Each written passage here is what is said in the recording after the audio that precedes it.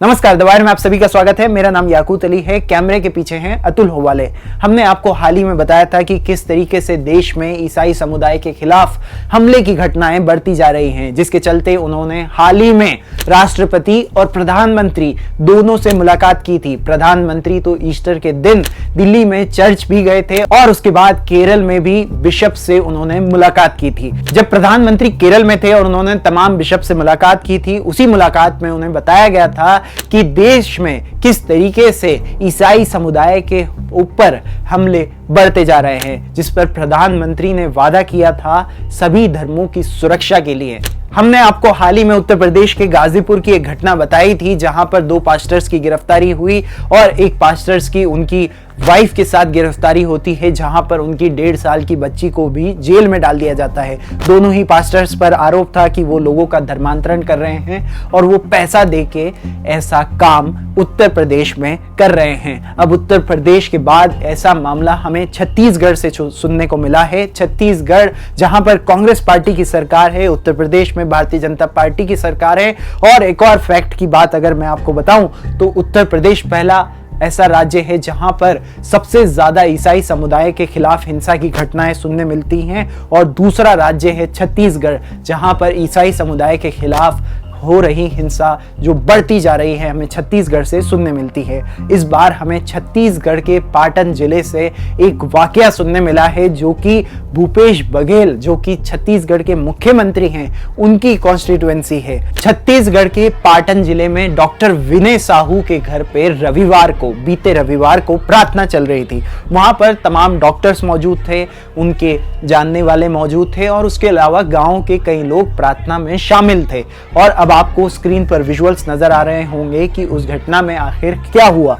दरअसल वहां पर ऐसा लोगों ने हमें बताया, जो कि वहां पे चश्मदीद मौजूद थे, कि बजरंग दल से जुड़े कुछ लोग आते हैं और उन लोगों की प्रार्थना रोक देते हैं, और वो जब अपना घर अंदर से लॉक कर लेते हैं तो उनसे खिड़की से बदसलूकी की जाती है।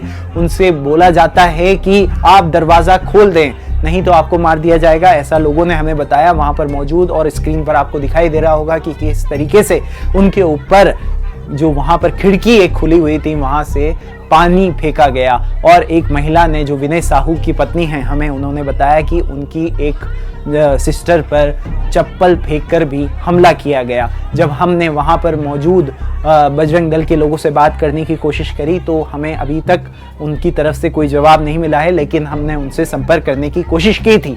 जब वहां पर मौजूद एक और व्यक्ति लालचंद साहू से हमने बात की तो उन्होंने बताया कि वहां पर करीब 12:30 बजे बजरंग दल के लोग आए और उनके ऊपर हमला करने की कोशिश की और उनसे दरवाजा खुलवाने की कोशिश की और उनके ऊपर आरोप लगाया कि तुम यहां पर पैसा देके धर्म परिवर्तन कर रहे हो और हम ये ऐसा होने नहीं देंगे। फिर जब मैंने उनसे पूछा कि क्या आपने पुलिस को संपर्क करने की कोशिश नहीं की, तो उन्होंने हमें बताया कि 12:30 बजे के करीब उन्होंने पुलिस को कॉल किया। पुलिस थाने में जब उन्होंने कॉल किया, पुलिस थाना उन्होंने बताया कि उनके घर से 500 मीटर की दूरी पर है। जब वहां पर लेकिन पुलिस आधा घंटा लेट आई, और जब पुलिस आई तो पुलिस ने वहां पर मौजूद लोगों को गिरफ्तार करा और बजरंग दल के लोगों को छोड़ दिया।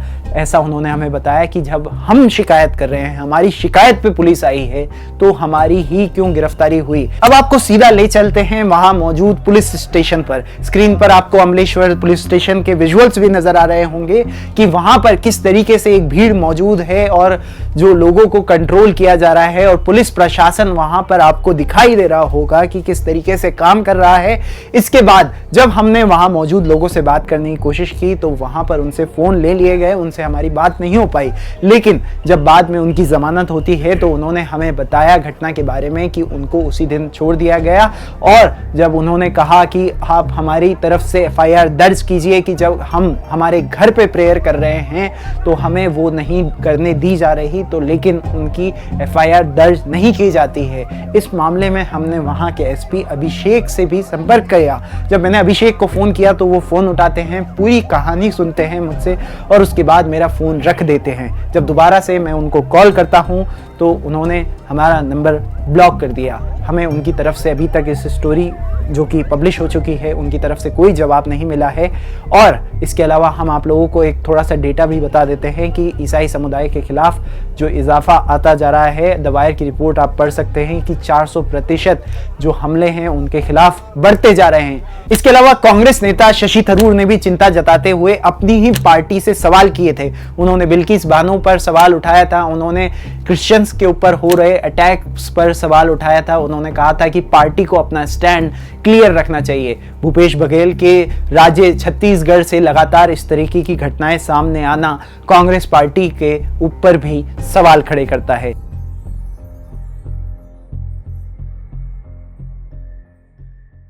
द वायर के और वीडियोस देखने के लिए सब्सक्राइब करें और बेल आइकन पर क्लिक करें। स्वतंत्र पत्रकारिता की आर्थिक मदद करने के लिए डिस्क्रिप्शन में दिए गए लिंक पर जाएं और अपनी राशि चुनें।